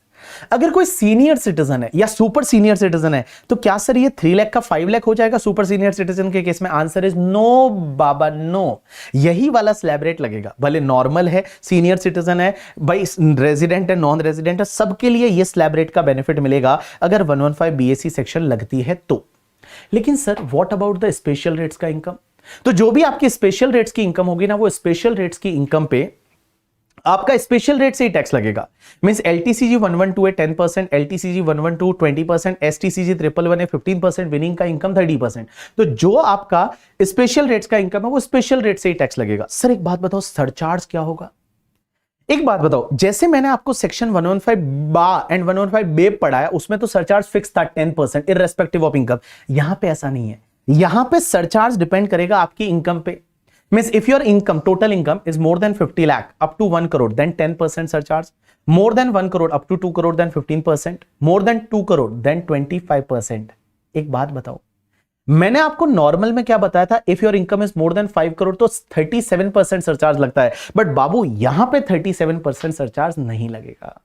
यहां अगर आप 115 बीएससी सेक्शन लेते हो तो 37% surcharge is not applicable, means even if your income is more than 5 crore then also highest surcharge है वो 25% ही लगेगा। तो देखिए मैंने क्या बोला, यहां पे सरचार्ज कैसे लगेगा, that depends on your total income. Your total income is up to 50 lakh, there is no surcharge. 50 lakh to 1 crore 10%, 1 crore to 2 crore 15%, more than 2 crore है तो सीधा 25%, यहां 37% वाला सरचार्ज नहीं लगेगा। सर एक बात बताओ, वो जो कॉन्सेप्ट आपने बताया था कि एलटी स्पेशल रेट्स की इनकम पे मैक्सिमम 15% सरचार्ज लगेगा, वो कॉन्सेप्ट यहां पे भी लगेगा? आंसर इज यस, वो कॉन्सेप्ट यहां पे भी लगेगा।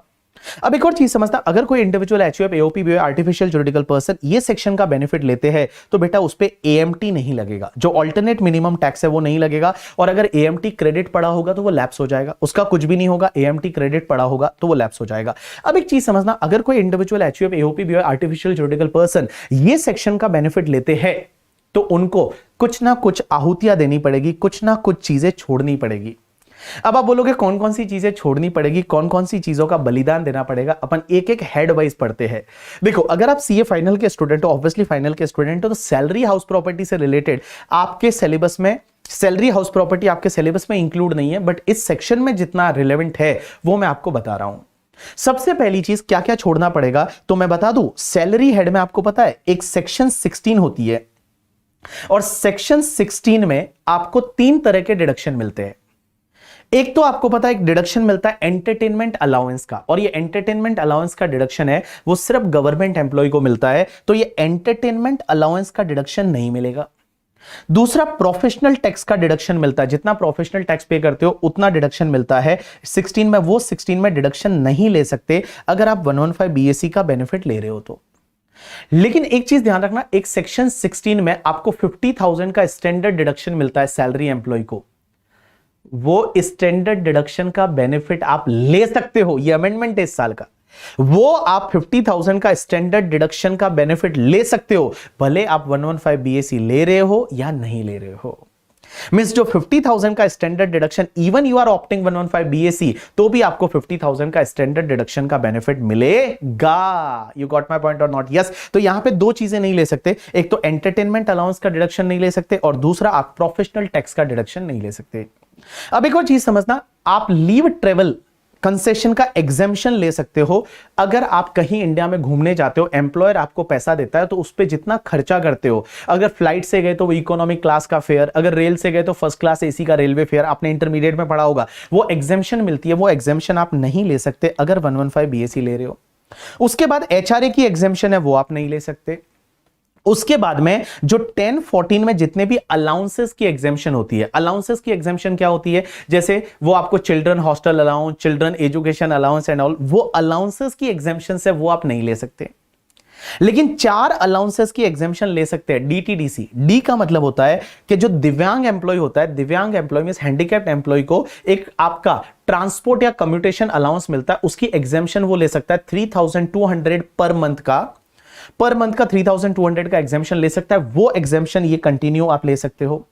या फिर जो ट्रेवलिंग ऑन टूर अलाउंस, आपका daily allowance and convince allowance, उसमें एग्जेम्पशन मिलता है जितना एक्चुअल में खर्चा करते हो, एक्चुअल में जितना स्पेंड करते हो उतने का आपको एग्जेम्पशन मिलता है, वो एग्जेम्पशन आप ले सकते हो। तो डीटीडीसी की जो एग्जेम्पशन है, डीटीडीसी वाली एग्जेम्पशन है वो आप ले सकते हो, बाकी कोई भी अलाउंसेस की एग्जेम्पशन आप नहीं ले सकते। तो देखिए मैंने आपको क्या बोला, क्या क्या चीजें आपको सरेंडर करनी पड़ेगी। तो सैलरी हेड की बात करूं तो एंटरटेनमेंट अलाउंस पे जो आपको डिडक्शन मिलता है वो नहीं ले सकते। प्रोफेशनल टैक्स का जो डिडक्शन मिलता है वो आप नहीं ले सकते।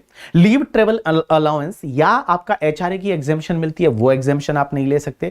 अलाउंसेस की कोई भी एग्जेम्पशन आप नहीं ले सकते, बट 4 ले सकते हैं। एक तो आपका डीटीडीसी, डी मतलब दिव्यांग एम्प्लॉय को जो 3,200 पर मंथ का एक एग्जेम्पशन मिलता है वो ले सकते हैं।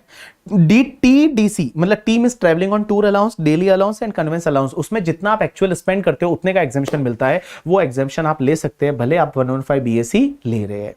अब एक और चीज समझना, हाउस प्रॉपर्टी में जो सेल्फ ऑक्यूपाइड प्रॉपर्टी होती है ना, वो सेल्फ ऑक्यूपाइड प्रॉपर्टी में आपको पता है सेक्शन 24B में आपको 30,000 या 2 लाख का इंटरेस्ट का डिडक्शन मिलता है, वो नहीं ले सकते अगर आप 115 बीएससी ले रहे हो। लेट आउट प्रॉपर्टी या deem to be let out property में ले सकते हैं, लेकिन एक चीज ध्यान रखना, अगर हाउस प्रॉपर्टी हेड में let out property, deem to be let out property में कोई लॉस आ गया तो वो लॉस को किसी और हेड से सेट ऑफ नहीं कर सकते। नॉर्मली क्या होता है, हाउस प्रॉपर्टी का जो लॉस होता है उसको दूसरे हेड से सेट ऑफ कर सकते हैं अप टू 2 लाख, बट अगर आप 115 बीएसी लेते हो तो बेटा हाउस प्रॉपर्टी हेड का जो लॉस है वो किसी और हेड से सेट ऑफ नहीं होगा, उसको फिर आपको कैरी फॉरवर्ड करना पड़ेगा for the next 8 assessment year. उसके बाद में पीजीपीपी की अगर मैं बात करूं तो आपको 10 AA का डिडक्शन एसईजेड वाला नहीं मिलेगा, एडिशनल डेप्रिसिएशन नहीं मिलेगा, 33 AB ABA नहीं मिलेगा, साइंटिफिक रिसर्च में जो डोनेशन वाली डिडक्शन है वो आपको नहीं मिलेगी, 35 AD नहीं मिलेगा, 35 CCC जो है एग्रीकल्चर एक्सटेंशन प्रोजेक्ट वाला वो नहीं मिलेगा। उसके बाद अदर सोर्सेज की बात करूं तो अदर सोर्सेज में जब भी आपको माइनर की इनकम को पेरेंट्स के हाथ में ऐड करते हो ना, तो पेरेंट्स को या एक एग्जेम्पशन मिलता है 1032 का, कितना 1500 पर एनम पर चाइल्ड, मैक्सिमम अनलिमिटेड चाइल्ड का। तो जो माइनर की इनकम पेरेंट्स के हाथ में ऐड होती है वहां 1500 का एग्जेम्पशन मिलता है, वो नहीं मिलेगा। एमपी एमएलए एमएलसी जो होते हैं उनको क्या होता है, daily allowance and constituency allowance है वो एग्जेम्प्ट होता है, वो एग्जेम्पशन का बेनिफिट नहीं मिलेगा। गाइज अंडर चैप्टर 6 के कोई भी डिडक्शन नहीं मिलेंगे, एटीसी एटीडी एटीजी कुछ भी नहीं मिलेगा, कोई भी डिडक्शन अंडर चैप्टर 6 के आप नहीं ले सकते। लेकिन बेटा यहां पे 4 डिडक्शन ले सकते हो, एक तो 80 डबल जे डबल ए ले सकते हो, 80 डबल जे डबल ए जहां मत आ न्यू एम्प्लॉय रिक्रूट करते हो वो वाला 30% वाला। उसके बाद में 80LA ले सकते हो। 80LA क्या होता है, IFSC में लोकेटेड अगर आपका यूनिट है अहमदाबाद गुजरात के पास गांधीनगर में तो 10 इयर्स तक टैक्स नहीं लगता, वो ले सकते हो। और 80CCD2 एंड 80CCH2 का डिडक्शन ले सकते हो। 80CCD2 क्या होता है, बहुत बार एम्प्लॉयर है वो एम्प्लॉय के लिए न्यू पेंशन स्कीम ट्रस्ट में पैसा डालता है। जो न्यू पेंशन स्कीम होता है या जिसको सेंट्रल गवर्नमेंट पेंशन स्कीम बोलते हैं, उसमें जब एम्प्लॉयर पैसा डालता है तो एम्प्लॉय उसका डिडक्शन ले सकता है, कितना, जितना एम्प्लॉयर ने कंट्रीब्यूशन किया, या 10% of the salary which ever is lower, but यहां 10% की जगह 14% हो जाता है स्टेट गवर्नमेंट और सेंट्रल गवर्नमेंट एम्प्लॉय के केस में, तो वो 80CCD2 का डिडक्शन है वो एम्प्लॉय ले सकता है। 80CCH2 भी ले सकता है। 80CCH2 क्या होता है कि जो अग्निवीर है, अग्निवीर के केस में हमारी गवर्नमेंट कंट्रीब्यूट करती है, तो गवर्नमेंट ने जितना कंट्रीब्यूट किया अग्निवीर उसका डिडक्शन गवर्नमेंट के कंट्रीब्यूशन का 80CCH2 में ले सकता है, तो वो डिडक्शन एम्प्लॉय ले सकता है। यू गॉट माय पॉइंट और नॉट? यस। अब एक और चीज समझना, इन सेक्शंस की वजह से अगर कोई पुराना तुम्हारा लॉस या अनएब्सॉर्ब डेप्रिसिएशन है वो तुम्हारा लैप्स हो जाएगा, उसका फिर कोई भी कंसीडर नहीं करेंगे, वो लैप्स हो जाएगा। तो इन सेक्शंस की वजह से अगर कोई पुराना तुम्हारा लॉस या अनअब्सॉर्ब डेप्रिसिएशन है वो आपको छोड़ना पड़ेगा। लेकिन एक यहां पे अमेंडमेंट है जो आपको ध्यान देना है कि अगर मान लो 115 बीएसी आप पहली बार ले रहे हो इस साल में, अगर आप पहली बार 115 बीएसी असेसमेंट ईयर 24-25 इसी साल में ले रहे हो और तुम्हारा पुराना आपका बिजनेस है पहली चीज, और अगर आपका पुराना अनएब्सॉर्ब डेप्रिसिएशन है और उस अनएब्सॉर्ब डेप्रिसिएशन में अगर एडिशनल डेप्रिसिएशन है, तो एडिशनल डेप्रिसिएशन को इस साल आप सेट ऑफ तो नहीं कर सकते, बट वो एडिशनल डेप्रिसिएशन जो पुराना वाला है और पहली बार इस सेक्शन को अगर आपने इसी साल लिया है, तो 1/4/2023 का जो ओपनिंग WDV रहेगा आपके ब्लॉक का उसमें ऐड करने को मिलेगा। तो मैंने क्या बोला कि देखो पहली बार अगर आप ये सेक्शन है असेसमेंट ईयर 24-25 में ले रहे हो फर्स्ट टाइम एंड आपका बिजनेस है, तो जो तुम्हारे अनअब्सॉर्ब डेप्रिसिएशन में एडिशनल डेप्रिसिएशन है वो सेट ऑफ तो अभी नहीं कर सकते, बट वो एडिशनल डेप्रिसिएशन को आपको 1/4/2023 का जो भी आपका ओपनिंग WDV रहेगा उसमें उस एडिशनल डेप्रिसिएशन को हम ऐड कर देंगे और ओपनिंग WDV पे फिर ज्यादा बेनिफिट, आपको ज्यादा डेप्रिसिएशन मिलेगा। यू गॉट माय पॉइंट और नॉट? यस। अब एक और चीज समझना, यहां पे एक और अमेंडमेंट है और वो अमेंडमेंट भी बड़ा इंटरेस्टिंग है। लॉ मेकर्स ने बोला कि इस साल से 115 बीएसी है ना वो आपकी डिफॉल्ट टैक्सेशन रिजिम है। डिफॉल्ट टैक्सेशन रिजिम मतलब अगर आपने कुछ भी नहीं बोला तो आपको 115 बीएसी के हिसाब से टैक्स भरना है, मींस ये माना जाएगा ये आपने ऑप्ट की है, it is a default taxation regime. अगर आपको ये सेक्शन नहीं लेनी है तो उसके लिए आपको फॉर्म फिल करना पड़ेगा। अगर आपको ये सेक्शन नहीं लेनी है तो फिर आपको फॉर्म फिल करना पड़ेगा, अदरवाइज डिफॉल्ट ये माना जाएगा ये सेक्शन आप ले रहे हो। देखो लास्ट ईयर तक क्या था कि normal taxation regime was default, और अगर मान लो आपको ये सेक्शन लेनी है तो फॉर्म फिल करना पड़ेगा। इस साल से इन्होंने चेंज कर दिया, ये लोग बोलते हैं कि ये जो सेक्शन 115 बीएसी है ना ये डिफॉल्ट है, मींस अगर कुछ भी नहीं करोगे तो ये माना जाएगा आप ये सेक्शन ले रहे हो। बट अगर आपको ये सेक्शन नहीं लेना तो फिर आपको रिटर्न फाइलिंग की ड्यू डेट से पहले फॉर्म फिल करना पड़ेगा। अब एक और चीज समझना, अगर आप अब एक बात समझना, हर साल आपके पास ये ऑप्शन है, अगर आपकी बिजनेस की इनकम नहीं है तो if you don't have the business income, so every year you have an option before the due date of return filing, आपको ये सेक्शन के साथ कंटिन्यू करना है या इससे ऑप्ट आउट करना है, क्योंकि डिफॉल्ट तो यही है।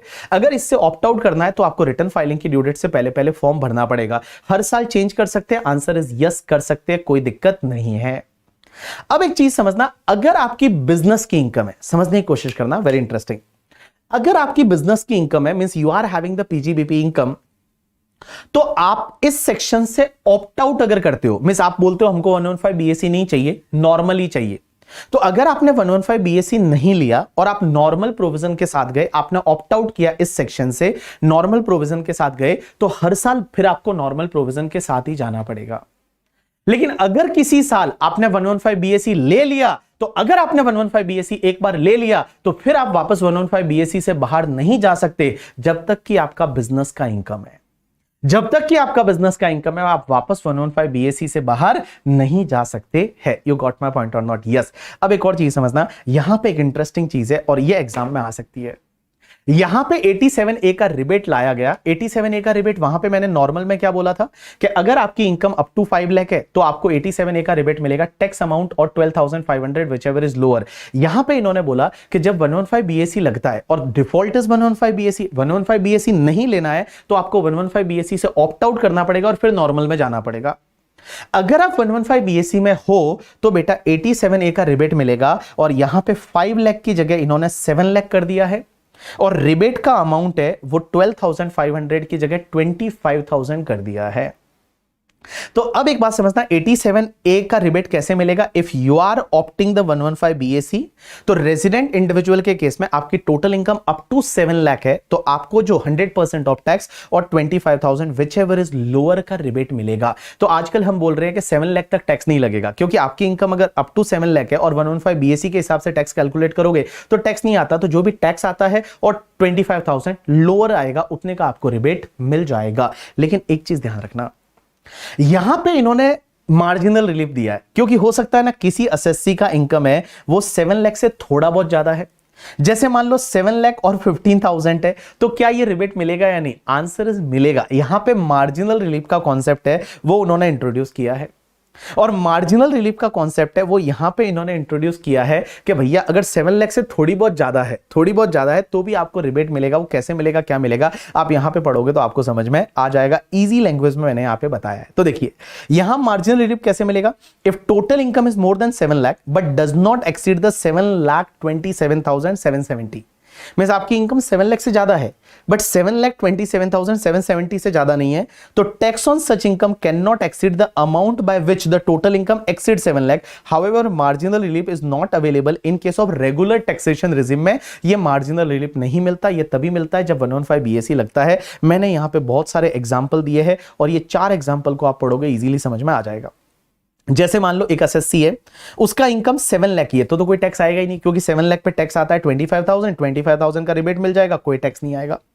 अगर कोई एसएससी ऐसा है जिसका इनकम 7,27,000 है तो 7,27,000 पे आप पहले टैक्स कैलकुलेट करो, तो टैक्स आया 27,700, तो यहां क्या रिबेट मिलेगा? रिबेट तो नहीं मिलेगा क्योंकि 7 लाख से ज्यादा है, बट बेटा यह मार्जिनल रिलीफ मिलेगा। कैसे कि 7 लाख का इनकम होता तो कोई टैक्स नहीं आता, और 7 लाख से ऊपर कितना इनकम है? 27,700, तो बेटा यहां पे क्या करना पड़ेगा? आपका जो 27,700 है, एक बताइए वापस से एक बार, इधर देखो सब लोग इधर देखो यहां मार्जिनल रिलीफ आपको कैसे मिलेगा? अगर आपकी 7 लाख की इनकम है तो कोई टैक्स नहीं आएगा, कोई दिक्कत नहीं, बट 727 हुआ तो 727 पे आपने स्लैब रेट से टैक्स निकाला, 27,700 आया। अब आपको क्या करना है? यहां पे आपका रिबेट तो नहीं मिलेगा, बट यहां मार्जिनल रिलीफ का कॉन्सेप्ट आया कि अगर आपकी इनकम 7 लाख की होती तो टैक्स कितना आता? नील। 7 लाख के ऊपर कितना कमाया? 27,000, तो 27,000 आप ऐड कर दो, तो 27,000 आपने यहां पे ऐड कर दिया। अब यहां विचएवर इज लोअर ले लो करके, ठीक है, विचएवर इज लोअर ले लो because this amount is restricted to, means 27,700 is restricted to 27,000। तो आप एक काम करिए, लोअर वाला कंटिन्यू करिए, यहां ऑटोमेटिकली 700 का आपको मार्जिनल रिलीफ मिल जाएगा। यू गॉट माय पॉइंट और नॉट? इन सिंपल वर्ड में आपको बताऊं, अगर आपका इनकम जो है वो 7,10,000 है, तो 7,10,000 है तो आपको सिर्फ वहां पे 10,000 ही टैक्स भरना पड़ेगा। आप ऐसे ये चारों एग्जांपल करोगे तो आपको इजीली समझ में आ जाएगा। तो आपको क्या करने का? अगर आपका income little bit more than 7 lakh है तो पहले उस पर टैक्स निकालो, यहां पे आपको रिलीफ जो है 87A का तो नहीं मिलेगा, बट मार्जिनल रिलीफ का कॉन्सेप्ट लगेगा। वो आप कैसे लगेगा कि अगर 7 लाख तक का इनकम होता तो टैक्स नहीं लगता बिल्कुल भी। 7 लाख के ऊपर वाला कितना इनकम है वो as it is Nirmala Sitharaman को दे दो, विच एवर इज लोअर है वो कंटिन्यू कर दो, तो यहां ऑटोमेटिकली मार्जिनल रिलीफ का कॉन्सेप्ट लग जाएगा। चलिए, उसके बाद में एक सेक्शन है 115 बीएडी। 115 बीएडी क्या बोलती है कि अगर कोई भी रेजिडेंट कोऑपरेटिव सोसाइटी है, तो रेजिडेंट कोऑपरेटिव सोसाइटी है, देखो कोऑपरेटिव सोसाइटी पे टैक्स रेट क्या है 10,000 तक 10%, 10,000 टू 20,000 20%, मोर देन 20,000 30%। लेकिन अगर रेजिडेंट कोऑपरेटिव सोसाइटी चाहे तो 115 बीएडी का बेनिफिट ले सकती है और टैक्स पे कर सकती है सिर्फ 22% की रेट से। सिर्फ 22% की रेट से टैक्स पे कर सकती है, ओनली 22% की रेट। एक बात बताऊं, बाकी इनकम पे भी 22%, और एक बात बताओ 22% में प्लस आपको ऐड करना है 10% surcharge always, health and education cess 4% always. एक बात बताऊं, this 115 BAD section is exactly replica of 115 BAA.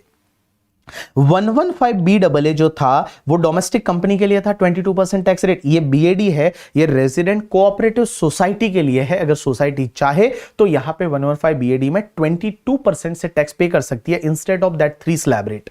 Means 10%, 20%, 30% उसको छोड़ के 22% से टैक्स पे कर सकती है।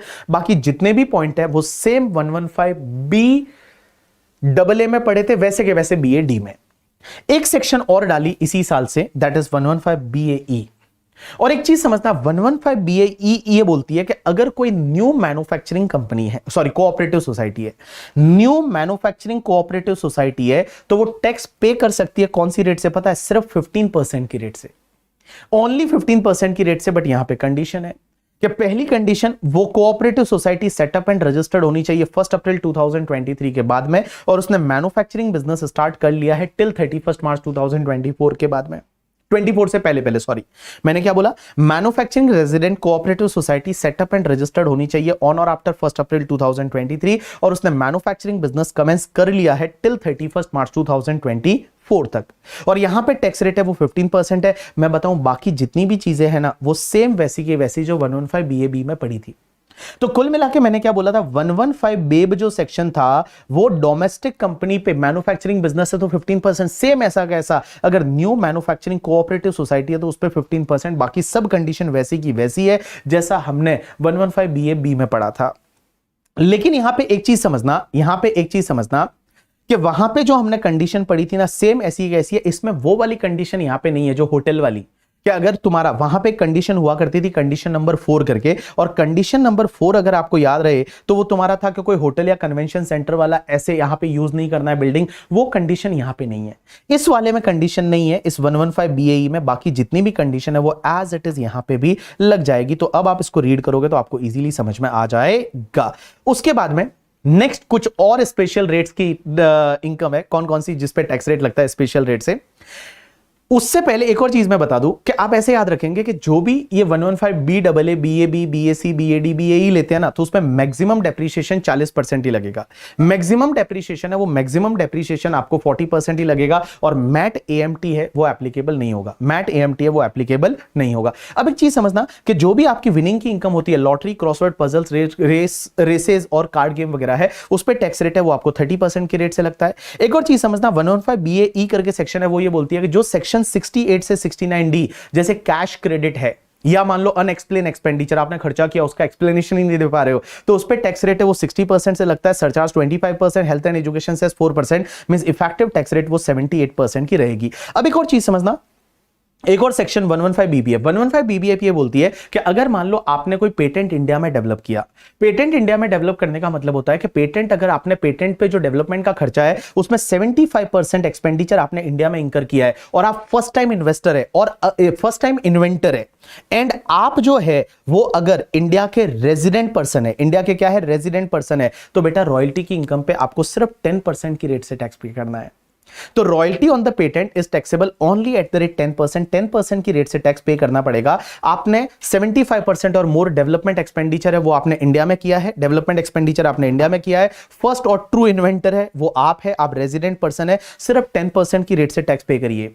लेकिन इसमें एक चीज ध्यान रखना, अगर आप इस सेक्शन में एक बार ये सेक्शन को ले लेते हैं तो फिर बेटा अगले 5 साल तक आपको ये सेक्शन को लेना पड़ेगा। बट अगले 5 साल में अगर किसी साल में आपने ये सेक्शन को नहीं लिया तो जिस ईयर में नहीं लिया उसके अगले 5 साल तक वापस आप इस सेक्शन का बेनिफिट नहीं ले सकते हैं। उसके बाद एक सेक्शन होती है 115 बीबीजी, वो ये बोलती है कि अगर आप कार्बन क्रेडिट पॉइंट को सेल करते हैं और कार्बन क्रेडिट पॉइंट को सेल करेंगे तो उस पर जो भी इनकम आएगी उस पर 10% की रेट से टैक्स पे करना पड़ेगा। उसके बाद एक सेक्शन 115 बीबीजे जो नई सेक्शन आई है, इसी साल से आई है, इसके बारे में इन डिटेल डिस्कशन मैं आपको टीडीएस टॉपिक के साथ में कराऊंगा। ये सेक्शन ये बोलती है कि अगर आपका ऑनलाइन गेम्स है और ऑनलाइन गेमिंग पे जो भी आपकी इनकम होती है, कौन सा ऑनलाइन गेमिंग का मतलब, वो रमी करके आपने सुना होगा, एज वेल एज ड्रीम 11 आपने सुना होगा। तो ड्रीम 11 है, रमी है, इन पे जो ऑनलाइन गेमिंग की जो इनकम होती है ना उस पे 30% की रेट से टैक्स लगेगा। एक और चीज समझना, ये जितनी भी इनकम जो अपन ने स्पेशल रेट्स वाली अभी जो पढ़ी, ये जितनी भी इनकम यहां से जो पढ़ी, इसके सामने कोई भी खर्चे का डिडक्शन नहीं मिलता, कोई भी खर्चे का डिडक्शन नहीं मिलता। ग्रॉस इनकम है वो टैक्सेबल होती है, कोई भी डिडक्शन अंडर चैप्टर 6 से नहीं मिलता और इसके सामने कोई बेसिक एग्जेम्पशन का बेनिफिट भी नहीं मिलता। मींस जैसे विनिंग का इनकम है तो उस पे बेसिक एग्जेम्पशन का बेनिफिट नहीं ले सकते। 3 तरह की ऐसी इनकम होती है जिसपे आप बेसिक एग्जेम्पशन का बेनिफिट ले सकते हैं। दैट इज एक तो 112 एलटीसीजी वाला, एक एलटीसीजी 112A वाला और एक STCG 111A वाला। In case of resident individual HUF है, आप बेसिक एग्जेम्पशन का बेनिफिट ले सकते हैं, अनएग्जॉस्टेड बेसिक एग्जेम्पशन, जो अपन कैपिटल गेन में पढ़ेंगे। 2 और कंसेप्ट होते हैं, एक तो होता है diversion of income by overriding title और एक एप्लीकेशन ऑफ इनकम। अब एक बात समझना, ये छोटे छोटे 2 कॉन्सेप्ट है, मॉड्यूल में दे रखे थे तो मैंने भी यहां पे ले लिए। सबसे पहला डाइवर्जन ऑफ इनकम। डाइवर्जन किसको बोलते हैं पता है? कि देखो, अगर आपकी कोई इनकम आ रही है और जो सोर्स है ना, वो सोर्स से इनकम किसी और को डाइवर्ट हो जाती है और वो डाइवर्ट हो रही है लॉ की ऑब्लिगेशन से, उसका लॉ का ऑब्लिगेशन है, और लॉ की ऑब्लिगेशन से अगर मान लो डाइवर्ट हो रही है, डाइवर्जन हो रही है और वो लॉ की ऑब्लिगेशन से हो रही है, तो उस पर्टिकुलर केस में वो डाइवर्जन ऑफ इनकम है और जिस पर्सन को इनकम जा रही है वो ही उस पर टैक्स भरेगा। एग्जाम्पल के लिए, मैंने और शुभम केसवानी सर ने मान लो एक पार्टनरशिप फर्म बनाई, मैंने और शुभम केसवानी सर ने एक पार्टनरशिप फर्म बनाई, हम दोनों प्रॉफिट शेयर करते थे।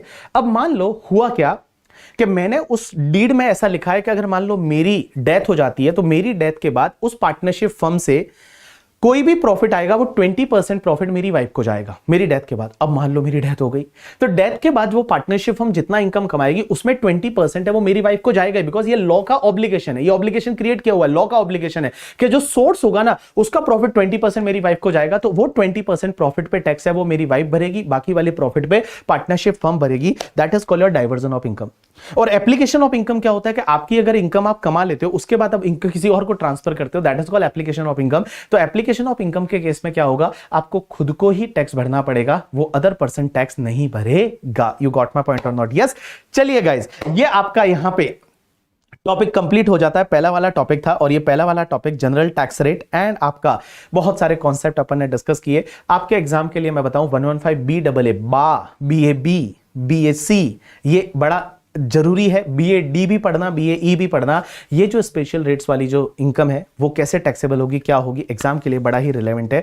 तो होप सो यहां पे आपका ये लेक्चर 1 घंटा और 20 मिनट में कंप्लीट हुआ और 1 घंटे 20 मिनट में हमने बहुत अच्छे से बहुत सारे कॉन्सेप्ट को साथ में लेके और ये रिवाइज कराया। अब मेरी आपसे रिक्वेस्ट है कि इस रिविजन लेक्चर को एटलीस्ट आप 10 बार सुने। कैसे सुनना है, कोई बात नहीं, आप कुछ भी कर रहे हो, जैसे आप घूमने जा रहे हो, वॉक कर रहे हो, कुछ भी काम कर रहे हो, खाना खा रहे हो, आप सामने लगा लीजिए इस बंदे को। मैं जितना भी बोल रहा हूं, मेरी आवाज जो है इतनी कर्कश नहीं है कि आप नहीं सुन सकते उसको 10 बार। आप सुन सकते हैं तो अच्छे से आप उसको सुनिए और जैसे जैसे आप सुनोगे ना तो आपके दिमाग में कॉन्सेप्ट फिट बैठते जाएंगे और एग्जाम तक आप इसको रिटेन कर पाओगे।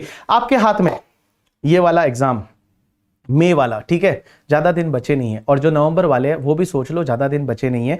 जस्ट गिव योर 100%, आपको अपना 100% देना है। देखो एक और चीज बता दूं मैं आपको, ये जो आपके लाइफ के जो 4-5 ईयर्स है जब आप पढ़ रहे हो, ठीक है, 4-5 ईयर्स मतलब अभी आप CA बनोगे, उसके बाद में 2-3 साल जॉब के, ये आपकी लाइफ के सबसे ज्यादा जरूरी साल है।